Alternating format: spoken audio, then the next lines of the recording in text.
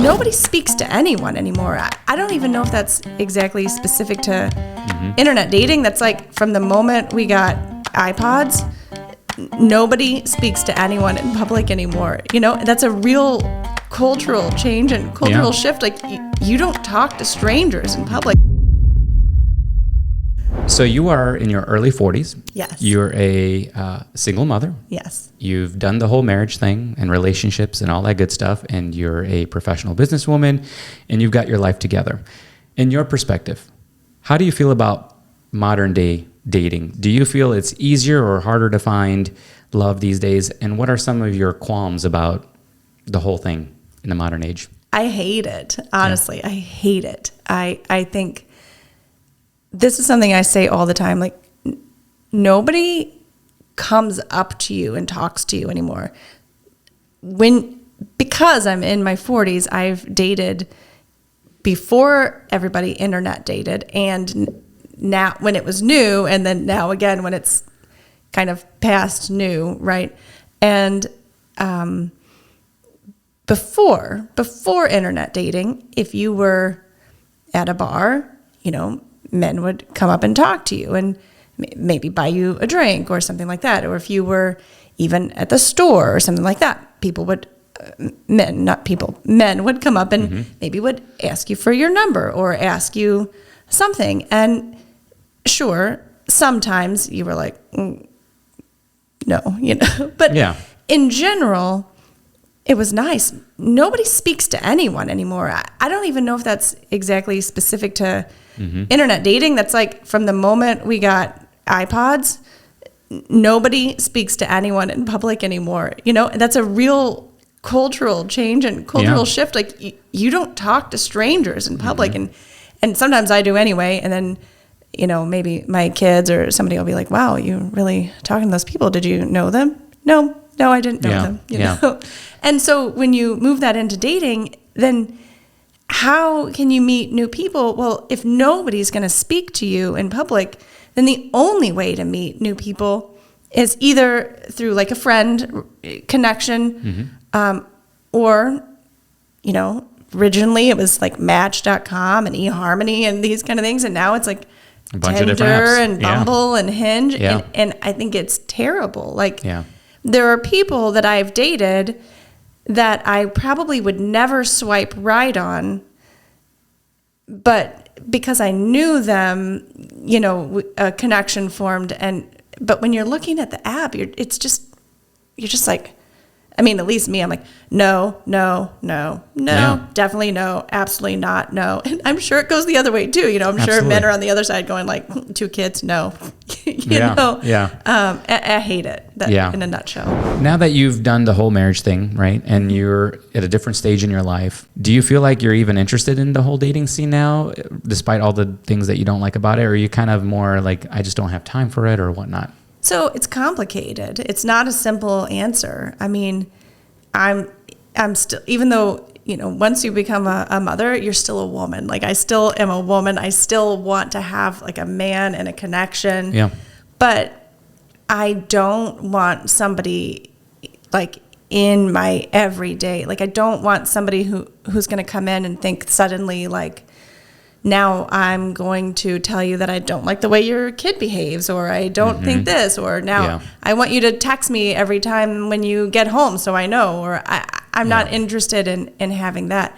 So I still want to have a connection. You know, I'd still like to have somebody in my life who's meaningful, but there are things that a lot of people have in their relationships that I see that I say, absolutely not. I can never go to that. And then also, I don't have that much time. So I don't feel like I have the time to give. And I've tried. Like, I've tried and just had the other person be upset. Yeah. You know, I don't jump straight to, I can't do a real relationship. I've tried to do them. And the other people just end up upset. Like, I want to go out 3 or 4 times a week. Like, I want us to do this. I want us to do that. And I want to travel together. And, you know, and all of that sounds great, but it's not realistic for me. Like I'm still taking vacations with my little girl. I have one that's 23 and one that's 11. The 23-year-old is grown, but me and the 11-year-old kind of if we're doing vacation, we're doing it together. And I'm not going to go out 3 or 4 times a week. And I'm also not going to introduce her to somebody unless there's a significant reason to. Yeah. So then what does that leave? That leaves like at most one night a week, maybe one night every other week, you know. If she has a sleepover, maybe there's a sleepover option, you know, but it's a lot more limited than I think is what you would call a typical traditional relationship. So it puts me in a funny spot where, you know, I have described it as, I think I want a part-time boyfriend, and I don't know how to make that actually happen, you know, but in my mind it could happen, but in reality it hasn't happened What yet. would you say to somebody that says, part-time boyfriend sounds kind of like a hookup arrangement? What would your argument be to that? Well, a hookup is different, I think, than what I mean. And there's nothing wrong with a hookup relationship if that's what everybody wants.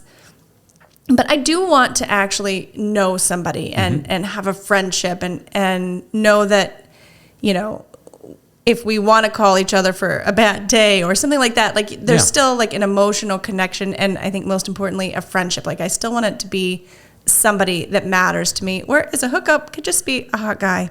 Yeah. Or a hot girl, you know. Someone you don't necessarily care about, you're not keeping in touch. You may not even see again. Right. So I feel like that's a different thing. I agree. It makes a lot of sense to me, but I haven't found a wide audience for it on the other side. And I can just tell you that I definitely don't have the phrasing like that on my profile, for example, because what that would automatically lead to is a bunch of dudes being like, hey. Perfect. Yeah. I can just have fun whenever I want. Yeah, I do want it. And that's not exactly what I mean, you know. So it's really more just about setting strong boundaries about what I don't want early on. And then sometimes that makes people uncomfortable. Yeah. So there's been many people out there who have met someone that things were just clicking right from the start. And they may have even dated for a year or two and maybe even gotten married and then years later still ended in divorce. So it's like, there's no guarantees, right? No. Even once you're married, I think subconsciously, for those who have never been married before and they're looking for that, I think in their mind, they're thinking, I just need to finally settle down. Once I'm there, I'm good, I'm safe. But are you? I mean, you hope for it, but how many people are getting divorced these days? You know, and you might not discover certain things about a person until even 10 years later. Yeah, and I think that that's one of the best parts about getting older, actually, is that you find that you are safe by yourself. You know, like you are good. When I was younger, I thought like, okay, I want to meet a person and build a family and, you know, have this like specific thing that everybody has. And that's when I have that, then I'll be okay. And then at some point you realize, no, I'm okay. Like I'm actually great, fine, you know? And so then it no longer becomes about like, okay, I'm going to find that person or that thing and then I'll have it and things will be okay because you already have it and things are already okay. Now you just want a friend, you know, now you just want a connection. And so it's a way different dating perspective, I think, at least for me at this age than it was 10 years ago or 15 years ago.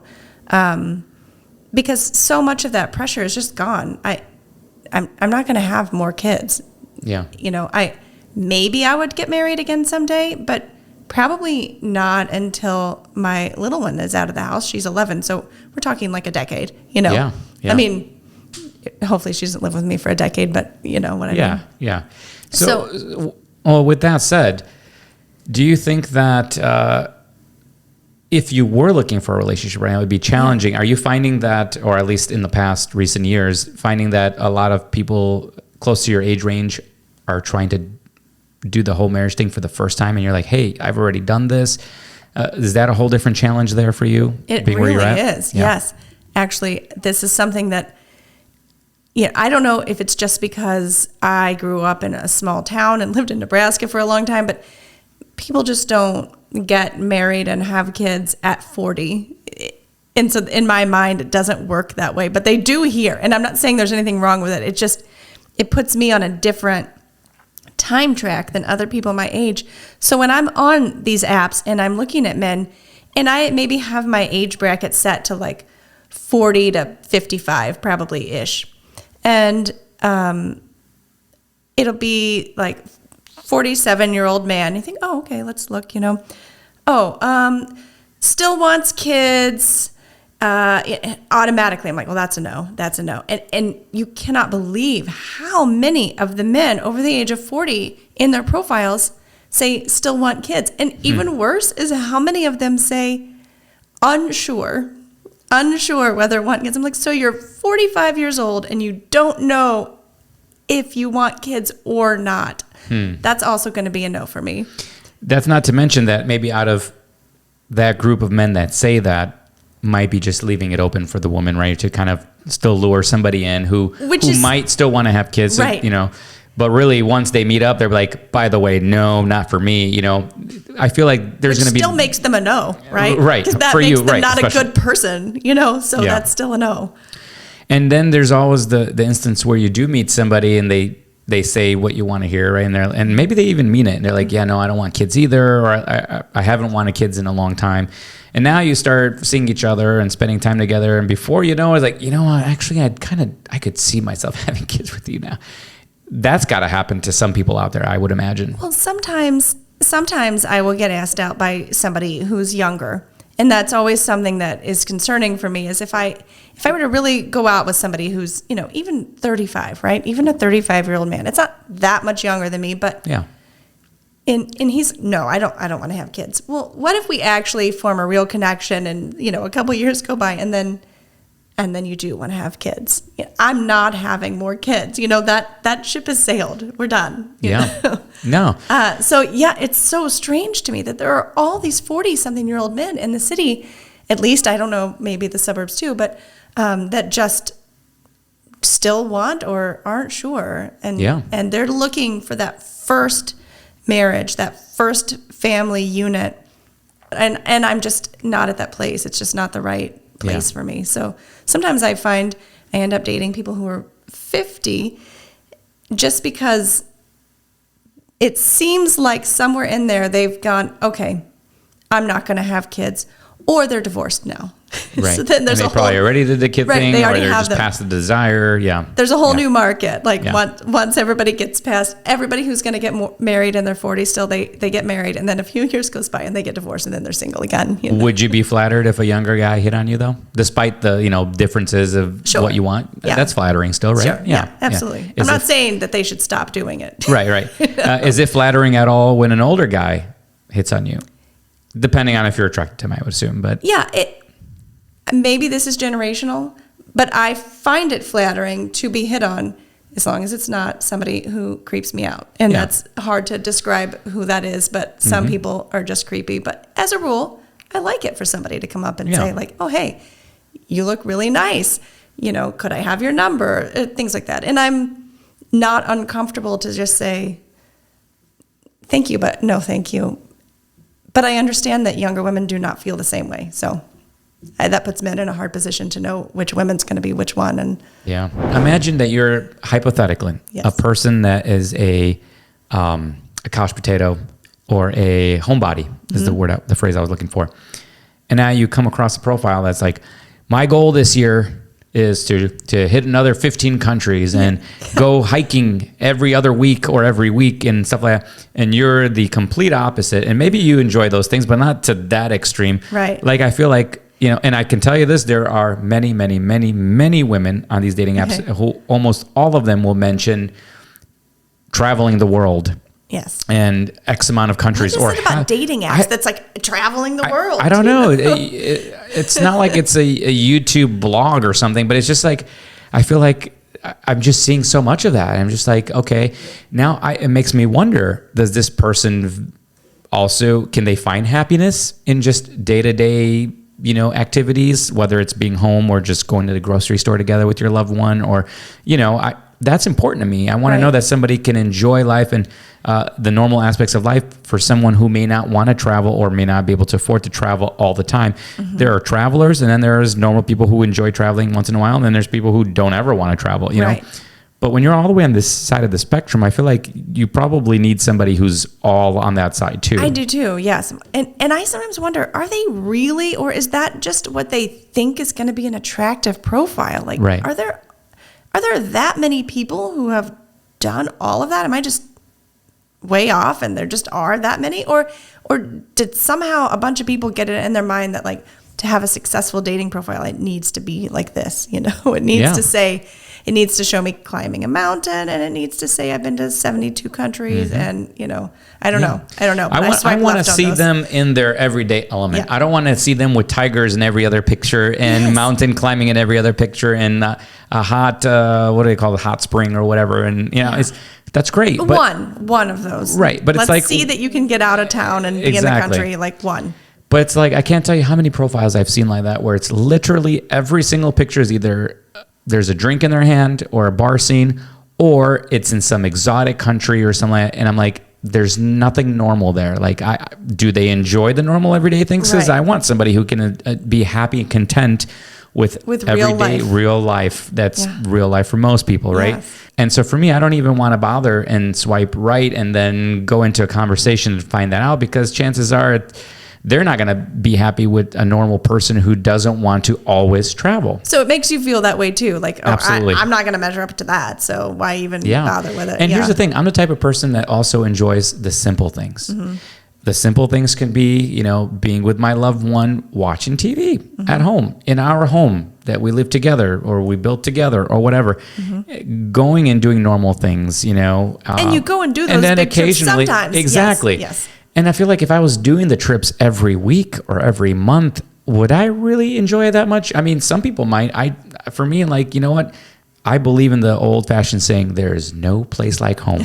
I really believe that.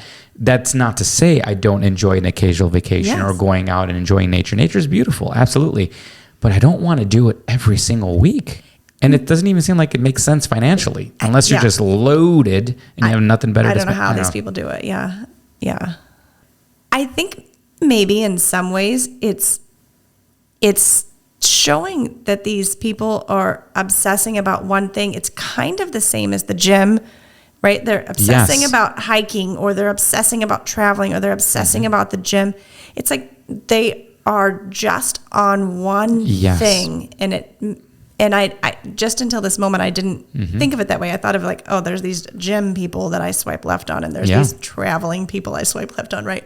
But maybe it's the obsessing people that I swipe left on. Exactly. Yeah, I want there to be some variety, right? And if everything is pointing in the direction of no variety, you know. Well, and I think you said it really well. Like, it's important to be with someone who can be happy every day. Yes. In regular days. I have been with people who could be really so much fun and so happy in special occasions, but they just thought like every day was the doldrums, right? Like they just couldn't get through the everyday, and that doesn't work very well. And if you can't enjoy the simple things in life, what are you going to do when you can't have those fancy things anymore? Right. Be depressed every day and not ever know how to be content? Right. I mean, being content is very important in this life, because the reality is there's ups and downs for everybody. And you may not always be able to achieve these lofty goals, you know, whether they're traveling all the time or doing whatnot every time. I think it's quite simple, you know, for someone who's looking for somebody who understands the normal aspects of life and contentment, you kind of want the same thing. And if you're not seeing it up front, you are less likely to, you know, even try to pursue that person to find out whether that's really all they think about. Maybe, like you said, maybe they're just putting it on for a show because it looks, to them, they think it looks whatever. Yes. Yeah. You know. This will get girls or boys. Yeah. Do you think with today's technology, social media apps, dating apps, just communication apps, there's more potential for dishonesty in a marriage or in a relationship, an easier outlet to, you know, explore other options when things get dull at home or doubtful? What do you think? Yes and no. I think that there is, if you were going to do it anyway. So I think if you were going to do it anyway, it's easier to do. But I don't think that people who weren't going to do it anyway are more likely to do it now. Right. It hasn't been something that's come up for me at all. Like I haven't had that issue. I think that like if you're just dating or just starting to date, you can right away tell that, oh, this is a guy who can't stop swiping. So it never even goes past that. But once I've actually been in relationships, I haven't seen any bigger issue. I think like probably some people our age don't even have, some social media apps. And I have to be honest, I think that's nicer. It's not for cheating though. It's just because don't you feel like when you're dating somebody and they do have one, you feel like you have to look at it all the time? You have to see all the things, know? If you feel that way, then that means you probably have a reason that you are doubtful about them, right? No, not a cheating way. Just I want, like, you just, like, I don't know, deep dive. And like at first, when I've dated people who just didn't have anything, it never even crossed my mind. And before, that ever existed, that never crossed my mind. So, but I haven't actually had it come up at all as being like a cheating specific thing. I do see men on Tinder and other apps that I think probably are cheating in their marriages. Sometimes it's fuzzy clear, like, oh, I'm married, but we're separating, and you're like, but are you? And sometimes it's not clear at all, but I think that those are men that would have been cheating anyway. And right. If you're inclined to have those tendencies, then it's just an extra avenue for you. Right. That was a man that wanted to do it anyway. Now, sure, maybe 20 years ago, he would have wanted to do it and never been able to because he wouldn't have had the right opportunity. So maybe it creates the opportunity, but I think it only creates the opportunity for the person who wanted to do it anyway. So in your earlier days of dating, when your children were younger. Yes. What did that process look like for you? Like, because you probably didn't want your children meeting new guys and, especially a different guy however often you met people. Well, certainly when I was younger, just the fact I had my oldest child when I was pretty young. So just the fact that I had a child when almost no one did, that was a difficulty at times. Having a child in your 40s nobody's really shocked and shaken about that. It's almost expected. Yeah. Just about, right? But there is always the decision of when do I introduce, how do I introduce? There's always that process. And I've done it, I haven't always done it the same way. There have been times, and sometimes it's more of a gut feeling than like, this is my rule, right? There have been some people that I right away said, hey, this is my daughter and this is my other daughter, depending on how many there were at that time. Yeah. And, maybe I would just say, this is my friend, or maybe I would say, this is my boyfriend. And it just depended on things that are hard to exactly put into words. Yeah. And then there are other people that I might have dated for a while and they never met them ever. Do you think that physical attraction is important for a long-lasting relationship? I do. I don't think, if you don't have physical attraction, you have friendship. And friendship is great, but that's not what we're talking about. Yeah. So I think you have to have friendship and a physical attraction, because otherwise, what are you doing? You're just buddies. And I have enough buddies, Yeah. So yeah, I think if you don't have physical attraction, now that isn't to say that maybe you're physically attracted to somebody and then things change over time. Bodies change, we age and things get different. That doesn't mean that you lose your relationship. But I think to really cement the relationship as being something different than a friendship from the start, there has to be an attraction and a physical attraction and a connection, I think. Well, it's been great to have you on the show. I thank you for your time and for sharing your insight. I think we should have some kind of toast here. Okay, let's do it. What do you think we should toast to? Not to put you on the spot. Yeah, right. Maybe a little bit. A little bit. Toast to good dates.